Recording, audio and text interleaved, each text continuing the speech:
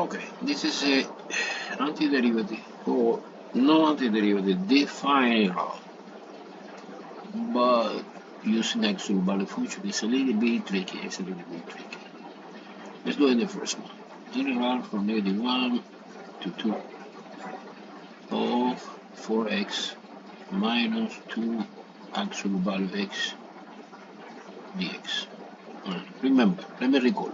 Actual value function is a function que es equal negative x if x is negative, and positive x if x is greater than or equal to 0. So we have one interval that have negative part and positive part. So now you separate this problem in two problems. The first problem is from -1 to 0, so the negative part of 4x stays the same minus 2 times minus x dx. Es obvio. dx. Es obvio que double minus become positive, and 4 positive and 2 positive together is 6x. Plus integral from 0 to 2, and the positive part of the 4x minus the actual value become positive x, because we have minus 2x, and this together is 2x dx. Okay, actually you have two integrals. The first one is 6x dx, and it's doing one by one.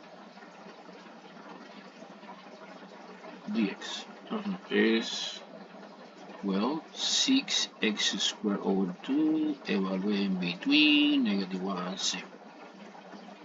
Two parentheses, remember. But in the first parenthesis 0 is obvious when you plug in 0 here. Well, the second no. The second is 6 times -1 squared divided by 2. 1 of 6 divided by 2 is 3, no?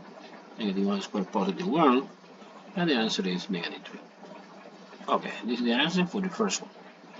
For the first part. The answer for the second part is easier. 0 to 2 of 2x dx.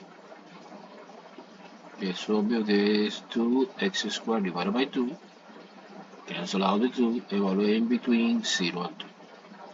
Two parentheses. And the second obviously is 0. The second no is 2 squared of 4.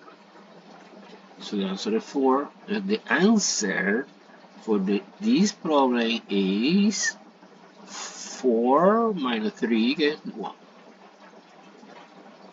Okay, let me try to see in that more, to understand much better the interpretation of this, the geometric interpretation of this. Okay, look at this one. When I copy the function y equal 4x minus 2 actual values. It's two different lines because the two different slopes. The first region is that part, and the answer is -3. And the second region is this part, and the answer is +4. And the total integral, I put in decimals, is +1. Super cool. Okay, the next problem is a little bit more complicated. Okay, one more time we have actual value, but this is different because look, let me show you. The sine function, I know okay, the sine is something like that. However, actual value never is negative. So this part positive is okay, but this part is negative become positive. So actually the graph of the actual value is actual value sine is this. And this is 0, and this is pi, and this is 3 pi over 2. The integral, the definite integral, compute that area. Look, let me show you. This area plus this area. To compute that, we separate the integral into integral. One 0 to pi of the your sign, because I know that between 0 and pi the sign is positive and the actual value is coincident with the sign with the actual value. But in the next part, from pi to 3 pi over 2, when I know the sign is negative, so the actual value becomes positive. Now the function is no sign, it's minus sign, opposite sign. Okay, let's compare separately one by one. It's easy. Okay, antiderivative sign is minus cosine. Evaluate between 0 and pi. This is the first integral. This minus I put outside, and you open bracket and two parentheses. And you have cosine pi and cosine 0. Cosine pi is negative 1. Cosine 0 is positive 1. So you have minus negative 1 minus 1. So we have negative 2, but the minus at the front give me positive 2. Positive 2. Positive 2. Positive 2. Positive 2. Okay, this is the area, I suppose, of that part. Positive 2. Okay, let me try the second. The second is derivative is minus cosine, but we have minus a cosine positive. Evaluating between pi and 3 pi over 2. And you open the parentheses.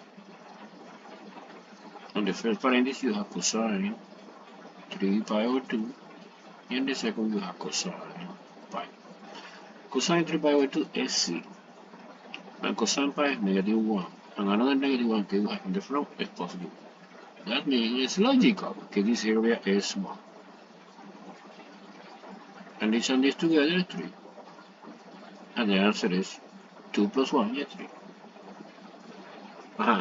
Oh, okay, but just in case I want to verify in decimals. Okay, now decimals. Look, this is sine function. Cool. This is the actual value of sine. Oh yeah. Look, in blue color, actual value. So every semi-cycle gets negative, become positive. At our specific interval, I want to find the integral is that part. Alright, let me see. That part. And between 0 and 3 pi over 2. And the area under the curve is this. Cool. Now, I find integral. Get me. Take a look. Super.